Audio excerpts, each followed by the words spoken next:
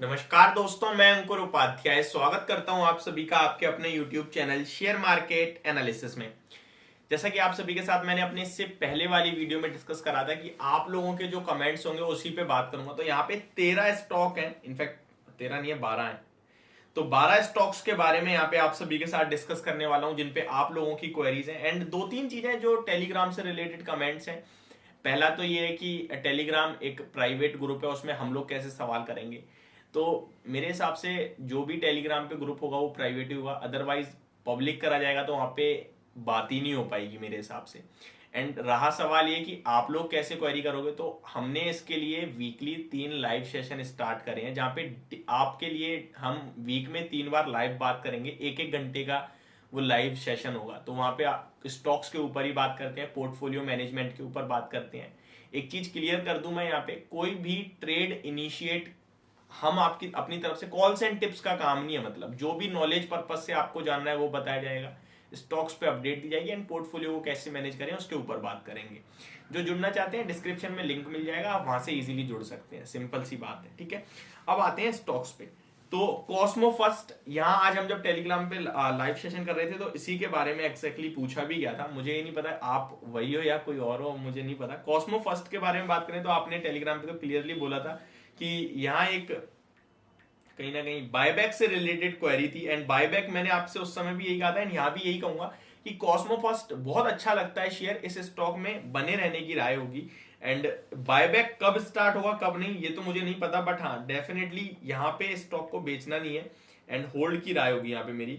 Cosmo first के बारे में आपको मैं थोड़ी सी 719 के लेवल्स पे स्टॉक क्लोजिंग देता हुआ दिख रहा है, कंटिन्यू गिर रहा है वैसे तो, बट आप स्ट्रिक्ट एसएल रख लें यहाँ पे। इसका जो रिसेंट का लो है अराउंड लो मैं आपको बताऊंगा, जहाँ पे डबल बॉटम फॉर्म करा है स्टॉक ने अराउंड 700 और 695 के अराउंड करा है। तो 690 का स्टॉप लॉस रखें मेरे हिसाब से। अगर वो भी ब्रेक करता है तो निकल जाना ही बेटर ऑप्शन है, क्योंकि काफी बड़ी गिरावट ऑलरेडी हो गई है एंड घूमना होगा तो यहीं से घूमेगा ये स्टॉक। नेक्स्ट स्टॉक है महिंद्रा एंड महिंद्रा यानी कि एमएनएम को लेकर कमेंट है। तो एमएनएम पे बात करें तो बहुत बड़ी तेजी देखी है आपने। एंड इनकी गाड़ियों के लिए अगर आप खरीदने जाओगे तो लगभग मोर देन 1 ईयर आपको वेटिंग पीरियड में डाल दिया जाएगा।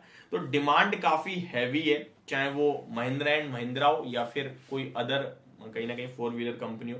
बट एमएनएम की तो डेफिनेटली अच्छी खासी डिमांड है, बट मुझे लगता है स्टॉक भागा भी काफी अच्छा है एंड इन लेवल्स पे हल्की फुल्की प्रॉफिट बुक करने की राय होगी। अगर गिरावट मिलती है आपको किसी भी रीजन से स्टॉक में एंड स्टॉक आपके लिए 1250-1220 रुपए पे आता है तो वहां पे लेने के मौके ढूंढने हैं। ऊपर में दोबारा से फाइनली 1400 तक के आप टारगेट देख सकते हैं, या फिर जिसके पास है नीचे आता है तो एवरेज करें एंड ऊपर का टारगेट रखें, ये भी आप कर सकते हैं। थर्ड स्टॉक है डीमार्ट। डीमार्ट को लेकर सबसे ज्यादा कमेंट्स थे। डीमार्ट को कमेंट के पीछे का एक रीजन भी है कि भाई आज बहुत बड़ी गिरावट हुई है। तो देखिए नंबर स्पेसिफिक गिरावट थी, रिजल्ट्स आए, रिजल्ट्स थोड़े से क्वार्टर ऑन क्वार्टर बेस पे कमजोर थे, प्रॉफिट डिक्लाइन होता हुआ दिखा जो कि बाजार को पसंद नहीं आया। और जिसको वैल्यूएशंस मार्केट ज्यादा देता है उसमें अगर कोई कमी आ जाए तो वहां मार थोड़ी ज्यादा पड़ती है, वही होता हुआ दिखा है। स्टॉक चार्ट्स पे नेगेटिव हो गया बट फंडामेंटली स्ट्रॉन्ग है। राधाकृष्ण दमानी जी की कंपनी है, 3 लाख करोड़ 2,40,000 करोड़ के समथिंग का मार्केट कैप है इस कंपनी का। एंड बिजनेस आपको अच्छे से पता है क्या है क्या नहीं है। एक प्रॉब्लम ये भी चल रही है लोगों को, अभी ये लगने लगा है कि रिलायंस रिटेल स्टोर्स में उतर गया है तो क्या कंपटीशन हो जाएगा, टफ हो जाएगा। मेरे हिसाब से निश्चिंत कुछ भी नहीं होने वाला। स्टॉक नेगेटिव है इसलिए नेगेटिव चीजें सामने आ रही हैं, बने रहेंगे तो पैसा बना लेंगे। ये स्टॉक आपको एक ना एक दिन 10,000 का लेवल भी दिखाएगा, मैं आपको कह सकता हूँ। बट हो सकता है 3 साल लगे 5 साल लगे, वो हमें नहीं पता, बट दिखाएगा। तो आप लॉन्ग टर्म के निवेशक हैं तो बने रहिए। और गिरावट में स्टॉक अभी तो मुझे लगता है 3400 रुपए तक जाने की तैयारी कर रहा है, 3450 तक सॉरी। एंड 3450 पे इनकेस आता है तो वहां एक्यूमुलेट करें। शॉर्ट टर्म ट्रेडर है तो अपनी रिस्क के हिसाब से पोर्टफोलियो में स्टॉप लॉस रखें और एग्जिट लें। लॉन्ग टर्म ट्रेड इन्वेस्टर है तो नीचे आए तो एवरेज करने की कोशिश करें। Next Bajaj finance. रिसेंटली इस स्टॉक में गिरावट आई थी बट अभी थोड़ा सा मुझे लग रहा है एक बाउंस बैक देने की तैयारी में। स्टॉक अराउंड 6200 समथिंग तक, मैंने आपके साथ कल भी यही व्यू शेयर करा था एंड जब नीचे आ गया था फ्राइडे को, आई मीन टू से अभी 6000 पे, तो एक आपको बाउंस बैक मिल सकता है अराउंड 6200 तक का। एंड लॉन्ग टर्म के हिसाब से इन लेवल्स पे खरीदने के मौके ढूंढे। 36 के पीई पे आ गया आपको इतना हाई ग्रोथ स्टॉक, तो मेरे को तो अच्छा लगता है इन लेवल्स पे। कोल इंडिया को लेकर हमारे टेलीग्राम पे भी आज एक कहीं ना कहीं व्यूअर थे जिन्होंने बोला था कि भाई इसका डिविडेंड नहीं मिला है। तो मैं आपसे रिक्वेस्ट करूंगा जिन्होंने कोल इंडिया के लिए कमेंट करा है, क्या आपने डिविडेंड से पहले खरीदा था? अगर खरीदा था तो आपको डिविडेंड मिल गया है या नहीं मिला है, इसका जरूर रिप्लाई दीजिएगा, क्योंकि उनको डिविडेंड नहीं मिला है जिसमें उन्होंने पहले से खरीद रखा था, तो पता चले कि कंपनी की तरफ से आया या नहीं आया, क्योंकि कंपनी ने जो पेमेंट डेट है वो तो 6 दिसंबर की रखी है जो निकल चुकी है, बट फिर भी डिविडेंड नहीं आया है। बाकी कोल इंडिया के स्टॉक के ऊपर बात कर लेते हैं। कोल इंडिया की बात करें तो ये भी एक डिविडेंड प्ले ही है। बाकी तो स्टॉक में रिटर्न्स तो सरकारी कंपनीज में कमी बनते हैं, बट ये साल सरकारी के लिए बढ़िया अच्छा रहा।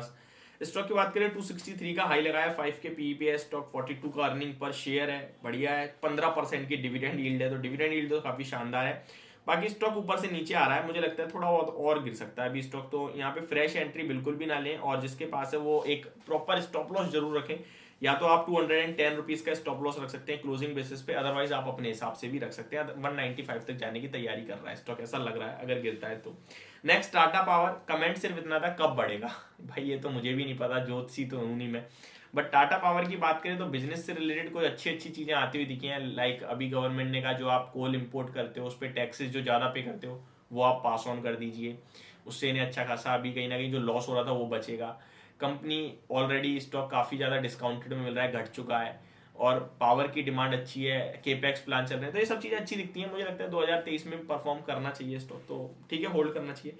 एक कमेंट था बुक वैल्यू कैसे बढ़ती है किसी भी स्टॉक की, तो ये बहुत इंटरेस्टिंग है और ये समझना चाहिए सबको। बुक वैल्यू मींस क्या है? बुक वैल्यू मींस एक तरफ आपके सारे डेट्स, कर्ज, जहां से पैसा मतलब जो माइनस में कंपनी है, एक तरफ आपके पास पैसा है कितना, तो पैसा जितना ज्यादा बढ़ेगा डेट जितना कम होगा उतनी ज्यादा बुक वैल्यू बढ़ेगी, सिंपल सी बात है। फॉर एन एग्जांपल, कंपनी के पास 50 करोड़ का कर्ज है टोटल, और कंपनी के पास मार्केट में 10 शेयर्स लिस्टेड है, और 100 करोड़ का कंपनी के पास कैश है, तो मैं 100 करोड़ में से 50 करोड़ माइनस करूंगा तो बचेगा 50 करोड़, और 10 शेयर्स को अगर मैं 50 से डिवाइड करूंगा तो 5 निकलेगा, तो दैट मीन्स 5 रुपए की बुक वैल्यू हो गई। अब यही अगर मेरा जो कैश मेरे पास रिजर्व जो 100 करोड़ थे एसेट्स टोटल मिला के, वो अगर बढ़ के 110 करोड़ हो जाए, और वो डेट जो 50 था वो घटकर 40 करोड़ हो जाए, तो मेरे पास बुक वैल्यू और अपने आप ही बढ़ने लगेगी।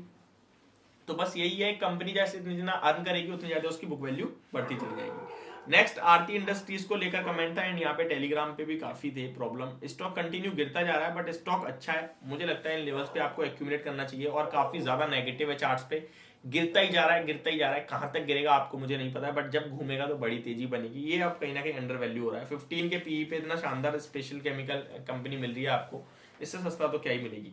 नजारा टेक को लेकर कमेंट थे कि भाई नजारा टेक पे तो रिप्लाई नहीं आ रहा, बहुत दिन हो गए कमेंट करते करते, तो नजारा टेक के बारे में बात करते हैं।